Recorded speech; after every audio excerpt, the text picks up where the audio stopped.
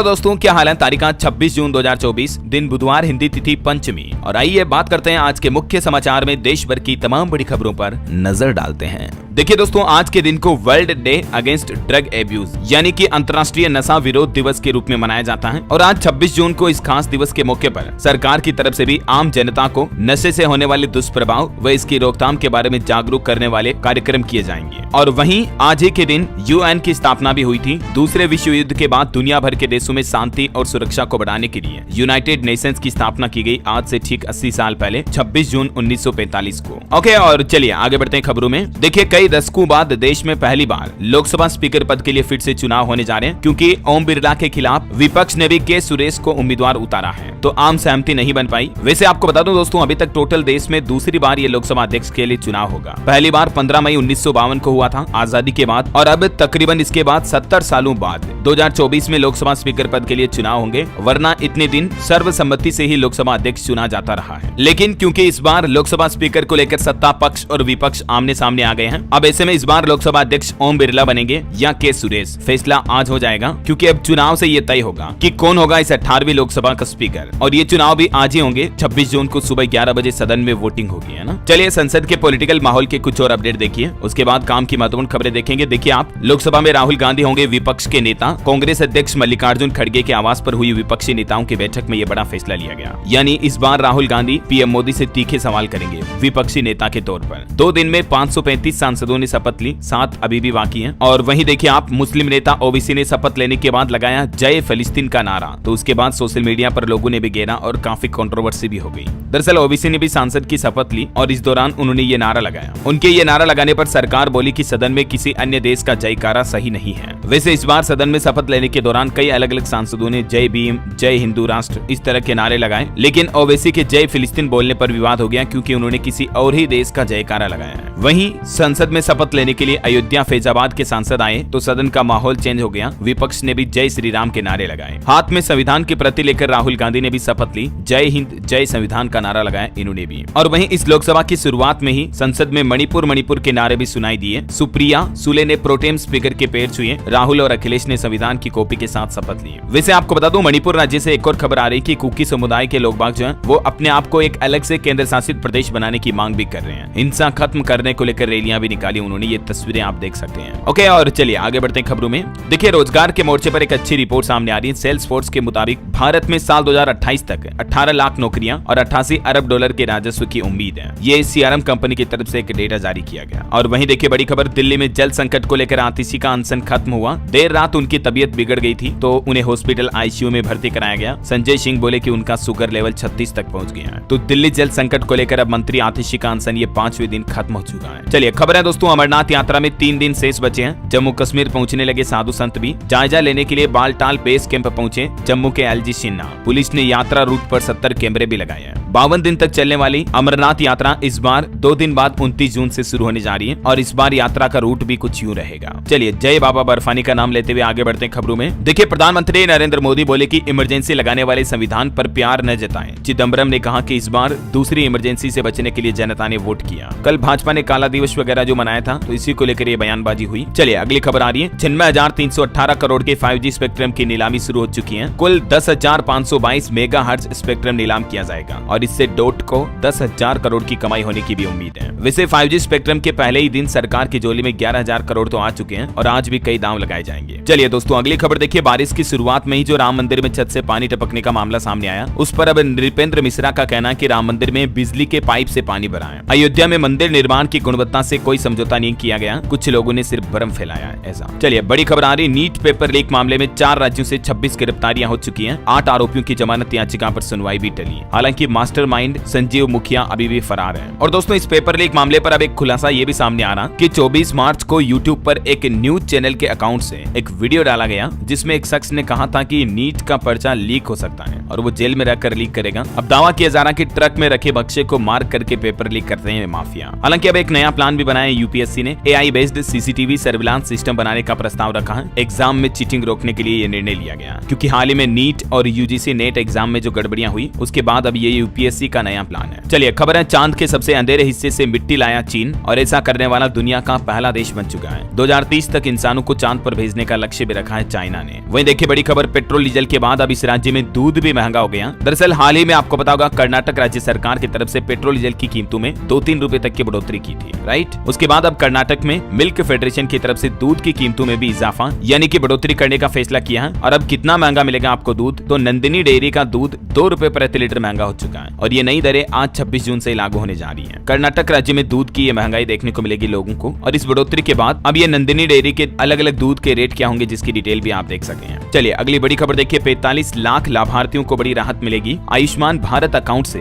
CGHS ID link करना अब जरूरी नहीं होगा। जी हाँ, दरअसल केंद्र सरकार के लाखों कर्मचारियों को ये बड़ी राहत दी गई है, क्योंकि अभी तक दोनों आईडी को लिंक करने को लेकर कर्मचारी जो असमंजस में रहे हैं निजी प्राइवेट अस्पताल में इलाज की सुविधा को लेकर, तो अब केंद्र सरकार की तरफ से देश भर के 45 लाख से भी ज्यादा CGHS लाभार्थियों को ये बड़ी राहत दी गई है। और स्वास्थ्य एवं परिवार कल्याण मंत्रालय की तरफ से एक आदेश भी जारी किया गया कि ये CGHS कार्ड को आयुष्मान भारत स्वास्थ्य खाते आभा से लिंक करना अनिवार्य नहीं है। ये स्वेच्छापूर्ण और एक वैकल्पिक व्यवस्था है। चलिए बड़ी खबर आ रही, हाल ही में मुंबई पुणे में जो आपको पता होगा पोर्श कार हादसा हुआ था, उस मामले में बॉम्बे हाईकोर्ट ने नाबालिग आरोपी को जमानत दे दी है। हाईकोर्ट ने केस की सुनवाई करते हुए कहा कि अपराध चाहे कितना ही गंभीर क्यों ना हो, आरोपी की उम्र नजरअंदाज नहीं कर सकते हैं। चलिए बड़ी खबर आ रही है, भारत 8% वार्षिक वृद्धि दर की दिशा में आगे बढ़ रहा है। भारतीय रिजर्व बैंक RBI गवर्नर की तरफ से देश की वृद्धि दर के बारे में ये बड़ी टिप्पणी की गई है। वहीं RBI गवर्नर शक्तिकांत दास का ये भी कहना है कि भारत को मुद्रास्फीति को 4% तक कम करने पर ध्यान केंद्रित करना चाहिए। चलिए बड़ी खबर आ रही, मुफ्त की रेवड़ी और खटाखट वाली सोच भारतीय अर्थव्यवस्था को चोट पहुंचा सकती है। जी हाँ, देखिए सरकार का एक बड़ा अफसर नाराज हुआ और कहा कि सियासी दलों में और मची हुई है। बात कुछ यूं है दोस्तों कि 16वें वित्त आयोग के चेयरमैन अरविंद पनगड़िया की तरफ से कहा गया है कि कई राज्य सरकारें जो मुफ्त की रेवड़ियां बांटती हैं, इस मुद्दे पर भी अब वो विचार करेगा वित्त आयोग, मतलब क्योंकि आजकल इनका चलन राजनीति में काफी ज्यादा बढ़ गया है। कई राज्यों और राजनीतिक दलों के बीच मुफ्त सुविधाएं देने की जो होड़ मची हुई है, ये होड़ कहीं न कहीं भारतीय अर्थव्यवस्था के लिए खतरनाक साबित हो सकती है। ऐसा चलिए अगली बड़ी अच्छी खबर देखिए, जल्द ही कुछ चीजें मार्केट में सस्ती होगी क्योंकि माल ढुलाई का खर्च कम होगा। ट्रकों के लिए सरकार हर साल 2500 किलोमीटर हाई स्पीड कॉरिडोर बनाएगी। देश के परिवहन मंत्रालय की तरफ से ये नया प्लान बनाया गया है। और अब आप ये सोच रहे होंगे कि यार DLS भाई, इससे महंगाई में राहत कैसे मिलेगी? तो बात कुछ यूं है दोस्तों की लॉजिस्टिक्स की लागत कम आ जाएगी, अच्छे रोड बनेंगे, ट्रांसपोर्टेशन जल्दी हो पाएगा। तो कहने का मतलब भाड़ा वगैरह सस्ता होगा, तो एटलीस्ट इसका इम्पैक्ट मार्केट के प्रोडक्ट्स पर भी देखने को मिलता है ना। चलिए अगली खबर आ रही है, वित्त मंत्री ने व्यापार और सेवाओं के प्रतिनिधियों के साथ बजट पूर्व बैठक की और आगामी बजट को लेकर तकनीक और आर्टिफिशियल इंटेलिजेंस सेक्टर को भी कई उम्मीदें हैं। वित्त मंत्री से ट्रेड यूनियनों ने भी एक मांग की है और कहा कि पुरानी पेंशन योजना की बहाली वापस की जाए और 8वें वेतन आयोग का भी जल्द से जल्द गठन किया जाए। और एक अच्छी खबर आ रही कि घर खरीदने वालों को भी बजट में खुशखबरी मिल सकती है, सरकार ये बड़ा ऐलान कर सकती है। सूत्रों के माने दोस्तों तो सरकार कोई न कोई नई हाउसिंग स्कीम का ऐलान कर सकती है इस बार बजट में। इसके अलावा घर खरीदने या बनाने पर होम लोन के ब्याज में भी आपको छूट मिल सकती है, क्योंकि सरकार इसके लिए 3 से 6% तक कोई इंटरेस्ट सब्सिडी की स्कीम ला सकती है। तो अब देखते हैं, ये तो वक्त ही बताएगा सरकार की तरफ से क्या फैसले लिए जाते हैं अगले महीने जुलाई में पूर्ण बजट के दौरान, है ना। 22 जुलाई को बजट पेश किया जाएगा। और एक बड़ी अच्छी रिपोर्ट देखिए आप, साल 2050 तक दुनिया की सबसे बड़ी अर्थव्यवस्था बन जाएगा हमारा देश भारत, दुनिया के कई देशों को पीछे छोड़ देगा। दिल्ली में इंडिया फाउंडेशन द्वारा future watch the emerging world order कार्यक्रम का आयोजन हुआ और इसमें कई एक्सपर्ट ने ये अनुमान जताया है। चलिए ऑटो इंडस्ट्री से कुछ अपडेट देखिए आप। iWoomi S1 light electric scooter 54,999 की कीमत में लॉन्च हुआ। फुल चार्ज करने पर आपको 75 किलोमीटर की रेंज का दावा कर रही कंपनी।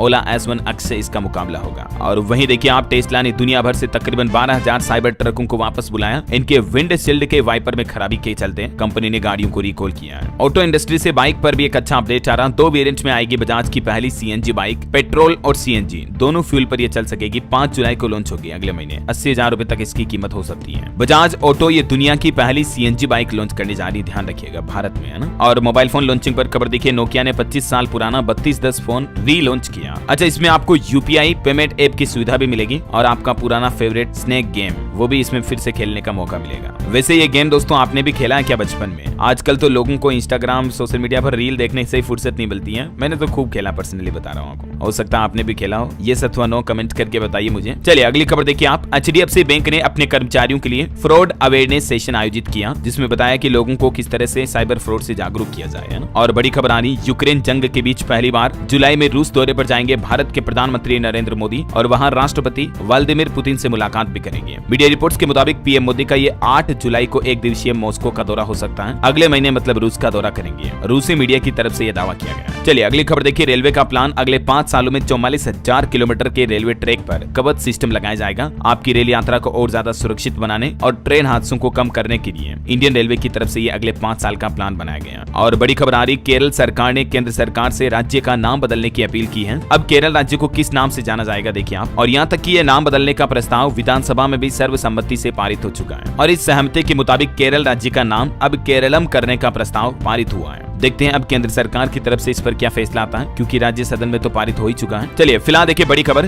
दिल्ली के मुख्यमंत्री अरविंद केजरीवाल को बड़ा झटका लगा, क्योंकि अभी उन्हें जेल में ही रहना पड़ेगा। हाई कोर्ट ने जमानत देने से इनकार कर दिया है। दिल्ली हाई कोर्ट ने उनकी जमानत पर रोक लगा दी है, यानी फिलहाल जेल में रहेंगे। हाई कोर्ट ने जमानत नहीं दी और ट्रायल कोर्ट का फैसला भी रद्द कर दिया, जबकि इससे पहले राउज एवेन्यू कोर्ट ने बेल दे दी थी उनको। हाई कोर्ट ने यह फैसला रद्द करते हुए कहा कि बेल देते समय निचली अदालत ने विवेक का इस्तेमाल नहीं किया ऐसा। हालांकि दिल्ली हाई कोर्ट के इस फैसले को सुप्रीम कोर्ट ने भी एक असामान्य बात बताई। और बाकी फिलहाल इस मामले की अब अगली सुनवाई 26 जून को होगी। चलिए बड़ी खबर आ रही, पाकिस्तान में फैली ये बीमारी से अब राजस्थान राज्य में भी अलर्ट जारी हुआ। कहीं आपके घर में भी तो ये बच्चे को प्रॉब्लम नहीं है। दरअसल पाकिस्तान में अभी पोलियो वापस फैल रहा है और इससे सटे राजस्थान के बॉर्डर वाले इलाकों में जैसलमेर में अलर्ट जारी हुआ। 30 जून से 1,31,000 बच्चों को फिर से पोलियो की खुराक भी पिलाई जाएगी। आप भी अपने बच्चों को जरूर आंगनबाड़ी या नजदीकी स्वास्थ्य केंद्र में जाकर इस दरमियान पोलियो पिलाएं, है ना, क्योंकि अफगानिस्तान पाकिस्तान में फिर से पोलियो फैल रहा है। तो इस वजह से भारत में भी राजस्थान में चिंता बढ़ गई है। चलिए खबर आ रही दोस्तों, मध्य प्रदेश में अब सरकार नहीं भरेगी मंत्रियों का टैक्स। मोहन यादव सरकार की तरफ से 52 साल बाद राज्य का नियम बदल दिया है। मध्य प्रदेश के मुख्यमंत्री डॉक्टर मोहन यादव की कैबिनेट बैठक में यह बड़ा फैसला लिया गया। एमपी में अब मंत्रियों का टैक्स खुद को भरना पड़ेगा। इतने दिन सरकार के द्वारा भरा जाता था। अच्छा, इसके अलावा कैबिनेट बैठक में एक और फैसला ये भी लिया गया कि मध्य प्रदेश में शहीदों के माता पिता को आर्थिक सहायता भी मिलेगी। सरकार ने अब तय किया है 50% राशि शहीद के माता पिता को दी जाएगी। अभी तक सारी राशि सेवा में शहीद होने वाले अफसरों और उनके कर्मचारियों की पत्नी को दी जाती थी, लेकिन अब 50-50% पत्नी और माँ बाप को दी जाएगी। और भी ये देख सकते हैं आप मोहन यादव की कैबिनेट बैठक के कुछ बड़े फैसले। अच्छा, एक और बड़ी अच्छी खबर देखिए, मध्य प्रदेश सरकार ने प्रदेश के सभी जिलों में एक पीएम कॉलेज ऑफ एक्सीलेंस की स्थापना को मंजूरी भी दी है। मुख्यमंत्री मोहन यादव ने कहा कि प्रत्येक पीएम कॉलेज ऑफ एक्सीलेंस में भारतीय ज्ञान परंपरा का केंद्र खोला जाएगा और इस संबंध में आवश्यक व्यवस्थाएं भी की जाएगी। और ये पीएम कॉलेज ऑफ एक्सीलेंस 1 जुलाई से मध्य प्रदेश के सभी 55 जिलों में शुरू होने जा रहा है। और देखिए मध्य प्रदेश के सीएम ने गृह मंत्री अमित शाह से मुलाकात की, एक पेड़ माँ के नाम अभियान के शुभारंभ का न्योता भी दिया। चलिए खबर है, राजस्थान की डिप्टी सीएम दिया कुमारी ने केंद्रीय परिवहन मंत्री नितिन गडकरी से मुलाकात की। राजस्थान के कई राजनीतिक मुद्दों पर मंत्रणा बातचीत हुई।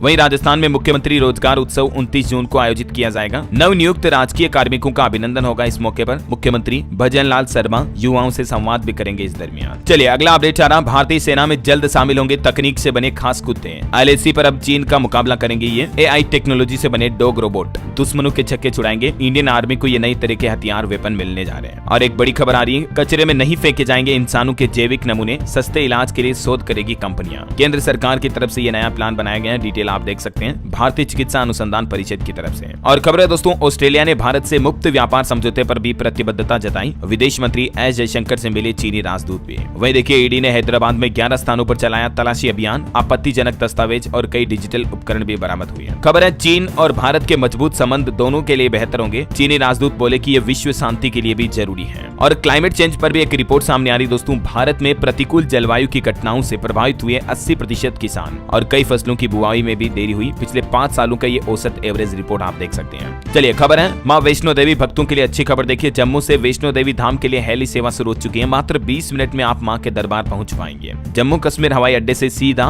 माता वैष्णो देवी धाम तक के लिए हेलीकॉप्टर सर्विस शुरू की जा चुकी है ना। चलिए खबर है दोस्तों, भारत में शादियों का बाजार 10 लाख करोड़ तक पहुंचा। और रिपोर्ट्स के मुताबिक एक भारतीय परिवार औसतन शादी पर 12 12 लाख रुपए से ज्यादा खर्च करना आज के समय में। ये लेटेस्ट रिपोर्ट सामने आई और हर साल हमारे देश में 80 लाख से लेकर 1 करोड़ शादियां होती हैं। चलिए दोस्तों, अगला अपडेट देखिए। बैंक जाने से पहले आप ये जरूर देख लें, जुलाई महीने में 12 दिन बैंकों पर ताला लगा रहेगा, मतलब कि 12 दिन बैंक बंद रहेंगे, छुट्टियां रहेगी, क्योंकि 4 तो रविवार आएंगे, 2 शनिवार आएंगे। इसके अलावा भी अलग अलग जगहों पर 6 दिन तक कामकाज नहीं होगा। एक त्योहार भी रहेगा 17 जुलाई को, मुहर्रम का पर्व। इस मौके पर देश में लगभग ज्यादातर हिस्सों में बैंक बंद रहेंगे। वैसे मैंने आपको डीएलएस न्यूज पर कल विस्तार से जानकारी बताई थी कि जुलाई में 12 दिन कब कब बैंक बंद रहेंगे, किन किन वजहों से। ये पूरी लिस्ट भी आप टेबल में देख सकते हैं बैंक हॉलिडे की। आरबीआई की तरफ से जुलाई महीने का ये बैंक हॉलिडे कैलेंडर जारी किया गया है ना। ओके, और मार्केट से बड़ी खबर देखिए आप। सेंसेक्स पहली बार 78,000 के पार पहुंचा। निफ्टी ने भी रचा इतिहास, निवेशकों ने 16,000 करोड़ की कमाई की। जी हां दोस्तों, इंडियन स्टॉक मार्केट ने सारे हाई रिकॉर्ड्स ब्रेक कर दिए, नया ऑल टाइम हाई बना दिया है बैंक निफ्टी, सेंसेक्स वगैरह सभी ने। और मार्केट एक्सपर्ट का तो ये भी अनुमान है कि दिसंबर तक निफ्टी 25,200 के लेवल तक पहुंच सकता है। और कुछ और इंडस्ट्रियल अपडेट देखिए आप। आईसीआईसीआई बैंक की मार्केट वैल्यू 100 अरब डॉलर के पार पहुंची और ये रिकॉर्ड हासिल करने वाली देश की 6ठी कंपनी बन चुकी है। वही खबर है दोस्तों, अडानी ग्रुप अपनी कंपनियों में करेगा 1.3 लाख करोड़ का निवेश। तो आप भी आने वाले समय में अडानी के शेयरों पर नजर रखें। रिपोर्ट्स के मुताबिक रोजाना तकरीबन 15 करोड़ खर्च करेंगे गौतम अडानी। 1 साल का फुल प्रूफ प्लान बना लिया उन्होंने। अगले 10 सालों के दौरान 100 अरब डॉलर से भी ज्यादा का खर्च किया जाएगा, इन्वेस्टमेंट किया जाएगा। जी हाँ, ऊर्जा बदलाव के रूप में ये 100 अरब डॉलर का निवेश करेगा अडानी समूह है। गौतम अडानी की तरफ से खुद इस बात की घोषणा की गई है। अच्छा, इसके अलावा एक और खबर है कि एयरपोर्ट बिजनेस का भी आईपीओ लाने की तैयारी में है गौतम अडानी। इसके जरिए 25,000 करोड़ रुपए जुटाने की योजना है। वैसे अभी अडानी कंपनी के पास 7 एयरपोर्ट है हमारे देश में, है ना। और वहीं निवेशकों के लिए एक और मौका है। 28 जून को खुलेगा नेफ्रो केयर इंडिया का आईपीओ और इसका प्राइस बैंड 85 से 90 रुपए प्रति शेयर फिक्स हुआ है। वही खबर है, फ्लिपकार्ट ने भी जेप्टो और ब्लिंकिट से मुकाबला करने के लिए स्विगी में हिस्सेदारी खरीदने की कोशिश की है।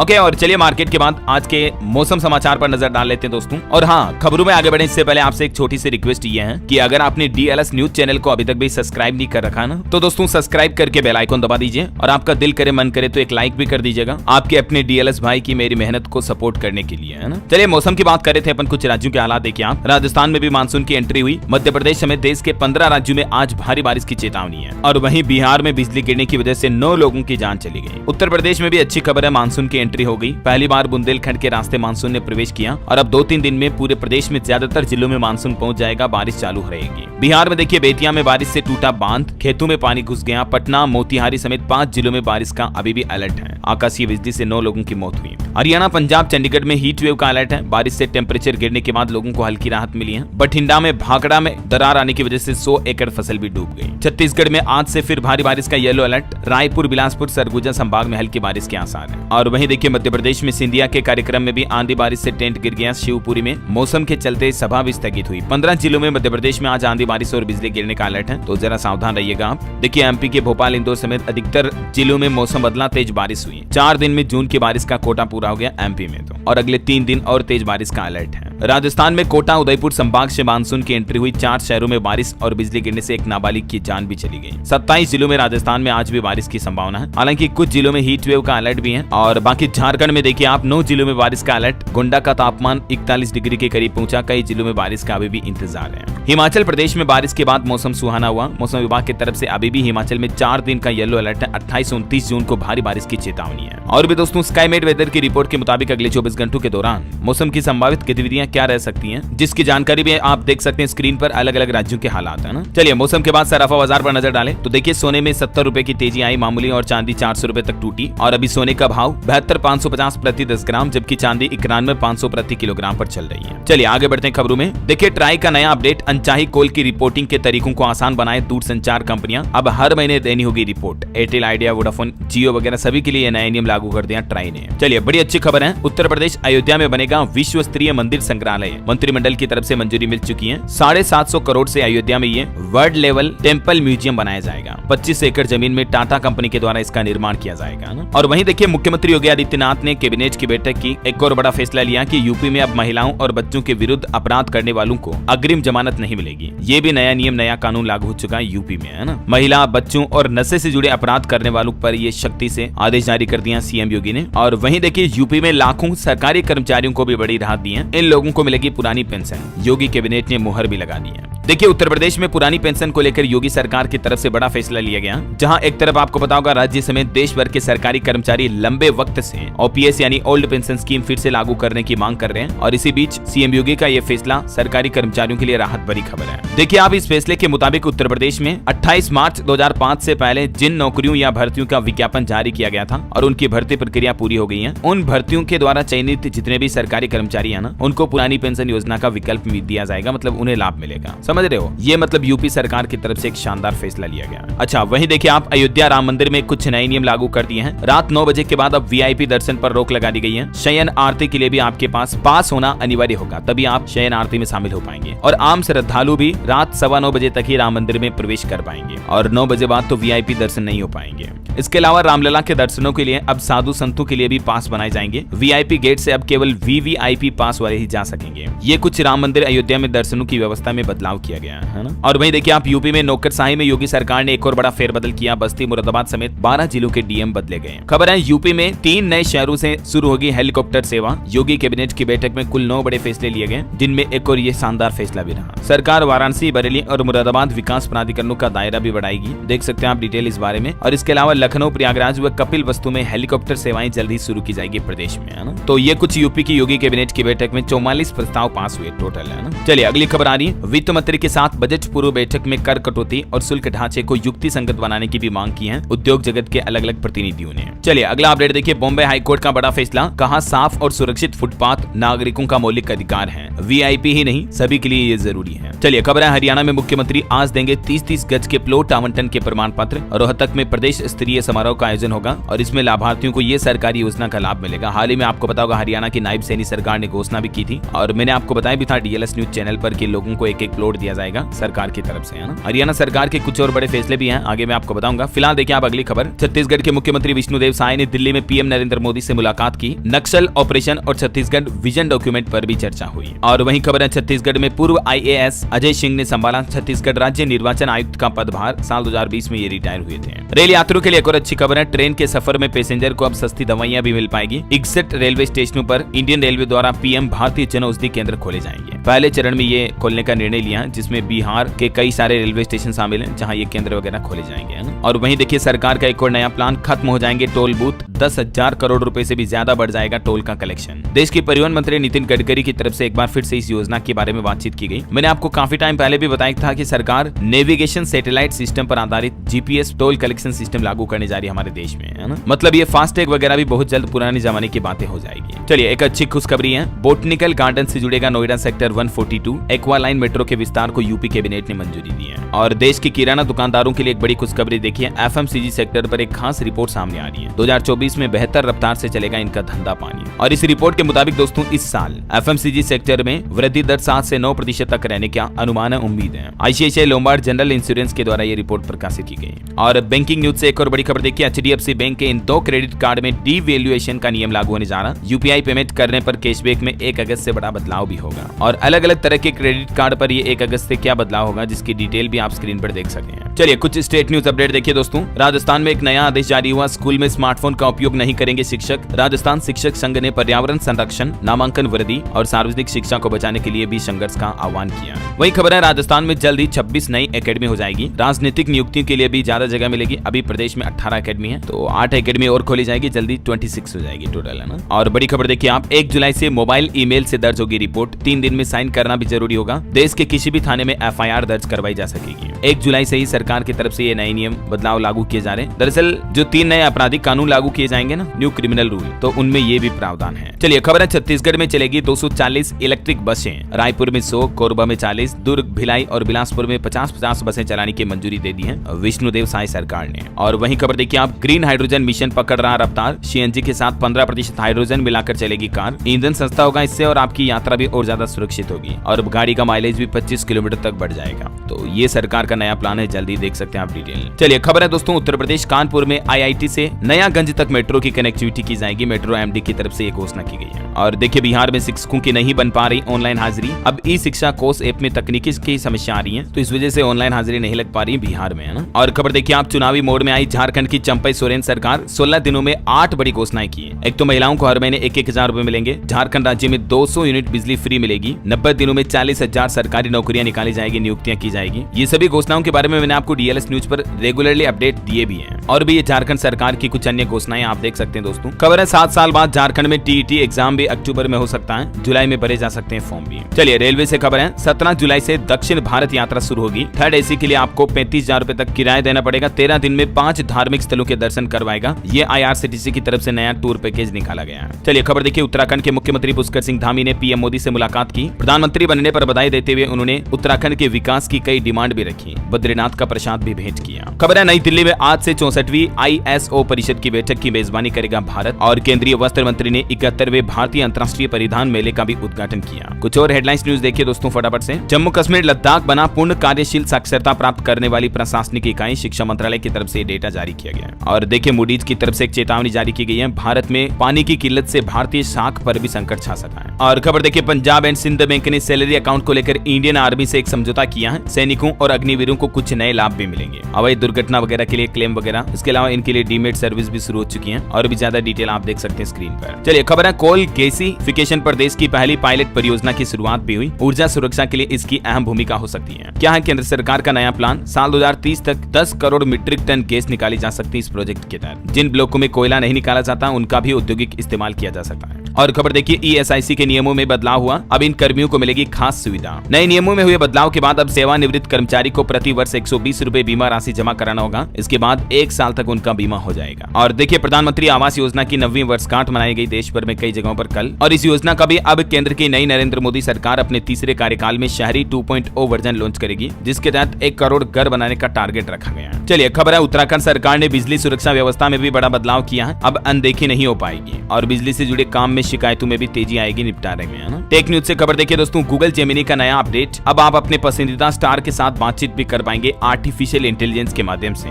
गूगल जेमिनी AI ने ये कमाल का फीचर रोल आउट किया है। चलिए खबर है, ICICI बैंक ने लॉन्च किया स्मार्ट लॉक सेफ्टी फीचर। बस 1 क्लिक में अकाउंट को आप कंट्रोल कर पाएंगे। ऑनलाइन नेट बैंकिंग वगैरह में आपको फीचर मिलेगा। UPI समेत कई सारी सेवाओं को एक साथ लॉक अनलॉक कर सकते हैं आप इस फीचर के माध्यम से। चलिए अगली खबर देखिए, हरियाणा के मुख्यमंत्री नायब सिंह ने बड़ी घोषणा की। अगले 2 महीने में 50,000 अतिरिक्त नौकरियां दी जाएगी हरियाणा राज्य में। और हरियाणा में इन लोगों को हर महीने 40,000 रुपए पेंशन भी देगी अब बीजेपी सरकार। मुख्यमंत्री की तरफ से एक और बड़ा ऐलान किया गया है। कहा कि राज्य में स्वतंत्रता सेनानियों और उनके आश्रितों की पेंशन बढ़ाई जाएगी। और वहीं देखिए हरियाणा में बलिदानी सैनिकों और पुलिस जवानों के आश्रितों को अब दुगुनी सहायता राशि भी मिलेगी। जहां इतने दिन 50 लाख रुपए मिलते थे अनुग्रह राशि, उसको बढ़ाकर 1 करोड़ रुपए कर दिया सीधा। यानी हरियाणा में अब शहीदों के परिवारों को 1-1 करोड़ रुपए मिलेंगे, है ना। चलिए खबर है, CBSE ने वर्चुअल वर्कशॉप का ऐलान किया। छात्र, शिक्षक और अभिभावक ले सकते हैं भाग। 3 जुलाई से इसकी शुरुआत होने जा रही है। ज्यादा जानकारी आप CBSE के पोर्टल पर चेक कर लीजिएगा। और चलिए स्टूडेंट वगैरह की बातें हो रही तो कुछ एजुकेशनल खबरें भी देख लेते हैं। देखिए job and education bulletin SSC CGL की 17,727 भर्तियों के लिए आवेदन शुरू हो चुके हैं। महिलाओं के लिए ये आवेदन निःशुल्क होंगे। लास्ट डेट 24 जुलाई है। और सरकारी नौकरी पर एक और अच्छा अपडेट है, भारतीय एविएशन सर्विसेज में भी 3508 वैकेंसी निकली हुई है। 10वीं 12वीं पास कैंडिडेट को मौका है। वैसे तो ये भर्ती काफी पुरानी टाइम से चल रही है। इस ऑफिशियल पोर्टल पर जाकर आवेदन कर सकते हैं। लास्ट डेट इसकी 30 जून है, तो आपको रिमाइंडर करवा रहा हूँ, ठीक है। और उत्तर प्रदेश में देखिए, अब पेपर लीक किया तो उम्र कैद तक होगी। 1 करोड़ का जुर्माना भी लगेगा। योगी कैबिनेट की तरफ से नए अध्यादेश को मंजूरी दी जा चुकी है। और भी मैंने आपको शुरुआत में बताया था ना, योगी कैबिनेट में कुल 43-44 प्रस्ताव पास हुए हैं, जिसके बारे में कुछ और डिटेल्स आप देख सकते हैं स्क्रीन पर। और यूपी में पेपर लीक को लेकर स्पेशली ये नया अध्यादेश जारी किया है। और खबर है, उत्तर प्रदेश संयुक्त BEd प्रवेश परीक्षा के परिणाम घोषित हुए। 1,93,062 अभ्यर्थियों की रैंकिंग जारी हुई।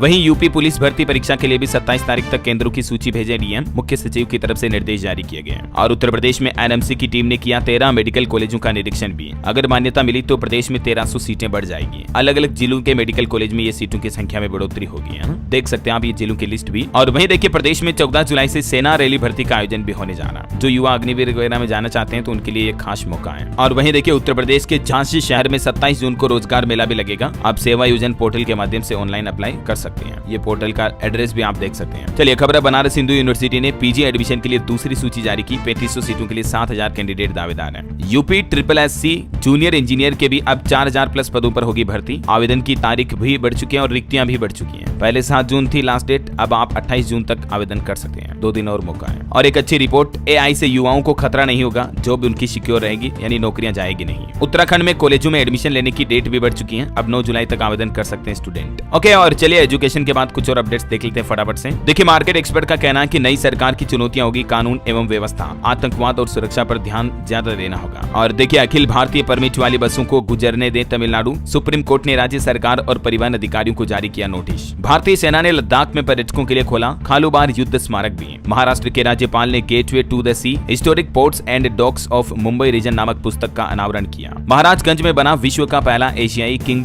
गिद्ध संरक्षण और प्रजनन केंद्र। ये सब करंट अफेयर्स के हिसाब से इंपोर्टेंट बातें हैं दोस्तों, ध्यान रखा करो इनका नाम और डिटेल वगैरह। वहीं एक रिपोर्ट सामने आ रही है, इस बार बजट 2024 में सरकार कारोबार सुगमता के लिए 100 से ज्यादा प्रावधानों को अपराध मुक्त कर सकती है। खबर है, घरेलू सौर सेल उत्पादन बढ़ने से चीन से आयात पर अंकुश लगेगा। भारतीयों में प्रतिदिन लगभग 800 ऑनलाइन वित्तीय धोखाधड़ी के मामले सामने आते हैं। क्या आप भी सुरक्षित हैं या नहीं, ये लेटेस्ट रिपोर्ट सामने आ रही है, देख सकते हैं आप कुछ आंकड़े भी हैं। इंडस्ट्री से अपडेट्स हैं। गौरव बनर्जी बने सोनी पिक्चर्स नेटवर्क्स इंडिया के नए MD और CEO। अनुज त्यागी को HDFC ERGO जनरल इंश्योरेंस के नए MD CEO बनाया गया। 2023 में भारत में FDI में 43% की गिरावट आई, विश्व स्तर पर 15वें स्थान पर रहा। चलिए खेल समाचार पर बड़ी अच्छी खबर है। एक बार फिर से भारत का पाकिस्तान से होगा आमना सामना। 19 से 28 जुलाई तक श्रीलंका में ये टूर्नामेंट का आयोजन होगा, गर्ल्स मैच का। और वहीं देखिए, T20 विश्व कप के बीच एक और बुरी खबर आती है। DLS पद्धति के सह आविष्कारक फ्रैंक डकवर्थ का निधन हो चुका है। इन्होंने ये क्रिकेट की अनोखी पद्धति विकसित की थी, ईश्वर इनकी आत्मा को शांति दे। और वार्नर ने इंटरनेशनल क्रिकेट से रिटायरमेंट भी ले लिया है। वही खबर देखिए, कुश्ती में झारखंड ने रचा इतिहास, 2 रेसलर का भारतीय टीम में चयन हुआ, थाईलैंड में अपना दम दिखाएंगे।